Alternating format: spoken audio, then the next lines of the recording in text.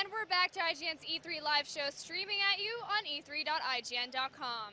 In our next game, the adventures of Alex Mercer continue, but it may be a little different than you expected. Damon is now on hand to see Prototype 2. Thanks, Naomi. Prototype 2 is being designed as a game to play when you've had a really bad day. And here to tell us about it is Matt Armstrong, design director on Prototype 2. Matt, thanks for joining us today. Good to be here. So let's get the footage going, and you can tell us what you're up to with Prototype 2. Sure. So the most obvious new thing in the game is that we have a brand new protagonist this time around in the form of Sergeant James Heller. And he's somebody who was effectively a victim of Alex Mercer in the first game. He's somebody who's watched his home city of New York be absolutely ravaged and decimated by the virus, and he's also lost his wife and child to it. So he's now got a bit of a burning determination to take Alex Mercer down.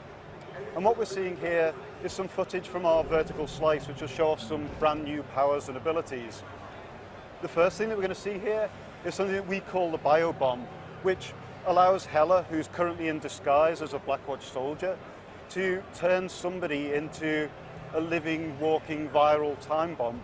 So what we're going to do here is sneak up behind the guy with the red marker on his head, and then we'll grab him, poke him in the back of the neck, and then see what happens next. I like this bit a lot. This is really good.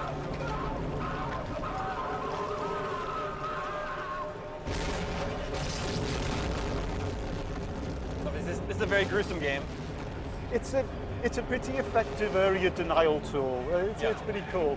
And what that allows us to do here is grab the scientist and consume him for his memories without a single shot being fired in our direction. So you approach that situation fairly stealthily.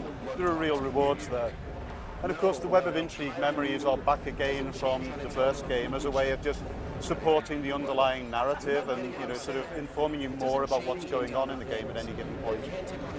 There's some role reversal going on because Alex Mercer, the character you played in the first game, is now the bad guy, right? Yeah, and that's one of the coolest new things that we've brought to Prototype. Personally, I've never seen that in a game before, this idea of taking the hero of the first game and making him the villain the second time around. So what we're seeing here is a way of empowering the player to find their own content within the world.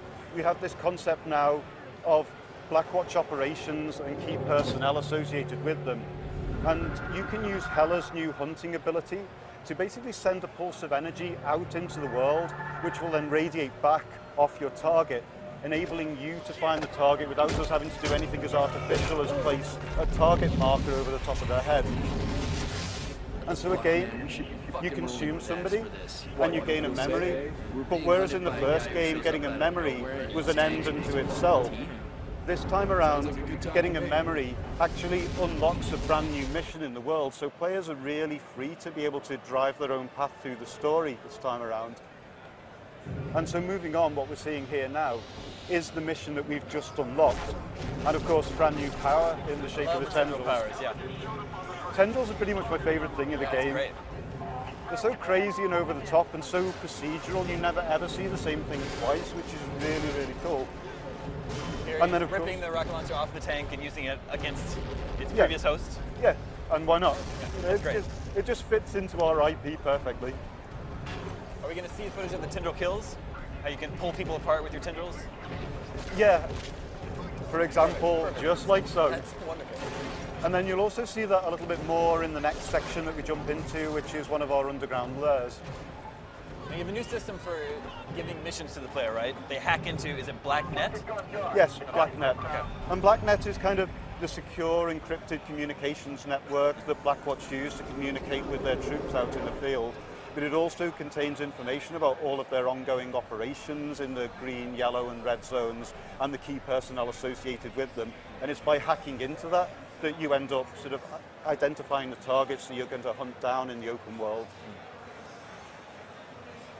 And what we just saw very briefly there was also the fact that by completing that mission and shutting down that operation, the player gained a mutation, which is very much like a perk.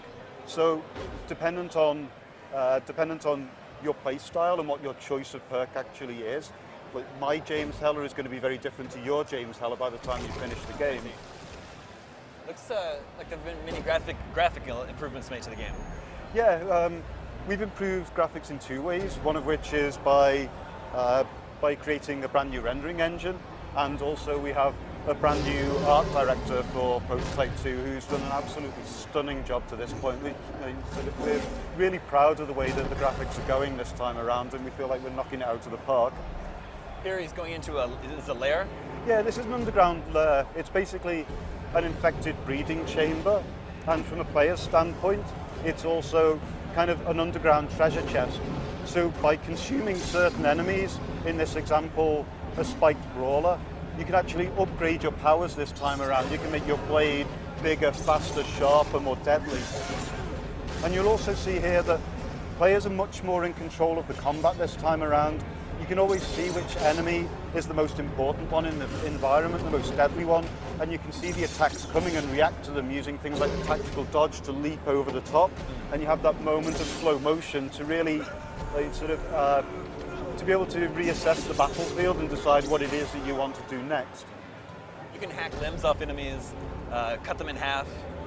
Yeah, like dismemberment is another big key feature that fits perfectly into our world. But it's not just aesthetic. For example, if you take the leg off an enemy, it'll move much more slowly through the environment. And if you take the arm off it, then it will limit its attacks to something more manageable.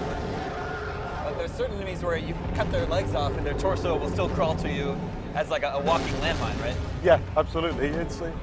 Our enemies are fairly resilient and determined, and they're going to keep coming back at you until they're done. And what you're now seeing is our Juggernauts, which are two of our brand new enemies. And these guys, you really don't want to get too close to. So the best way to deal with them is to stand back and really use the tendrils to deal with them, keep them at arm's length. Or just rip their arms off is even simpler. Yeah, that works too. Now, a lot of our readers have been asking us, is there going to be any multiplayer in Prototype 2? That's something that we talked about a lot at the beginning of the project, but ultimately we decided that it was basically to compromise us from a production schedule point of view. We wanted the opportunity to really execute the hell out of the single player experience and make it as polished as we could possibly make it. And multiplayer was basically going to prevent us from doing so. So while multiplayer is interesting to us in the long term, it's not something that we're including with Prototype 2. What do you think the balance between running story missions and just messing around in the open sandbox world will be? I think it very much depends on the individual player. It's not something that's really prescribed. But what we have tried to do is make sure that all of the various upgrades that you get throughout the game are kind of spread throughout the open world content as a way of enticing the player to want to explore the open world, to try and find things like lures and a bunch of the other open world content that we've actually got in there.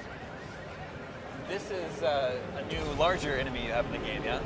Yeah, it's fairly big. Do you have a name for this Not guy the yet? prettiest.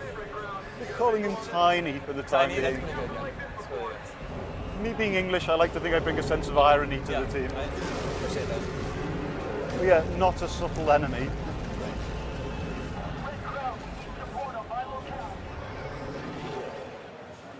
So yeah, that's kind of a sneak peek of where we're at with Prototype cool. 2 at the moment. So that's planned for next year? That's planned for next year. Yeah, we'll be out sometime in 2012. Excellent. Well, Matt, thanks for coming on to the show today. No problem at all. It's been great. Prototype 2, new hero, new powers, new enemies. You'll get to play it all next year. Back to you, Naomi. All right, thanks a bunch, guys. And for our viewers out there, how did that game look to you? Let us know by following @IGN on Twitter and using the hashtag E3. Now, it's been a great day, but we've saved something big for the end. Stay tuned for BioShock Infinite.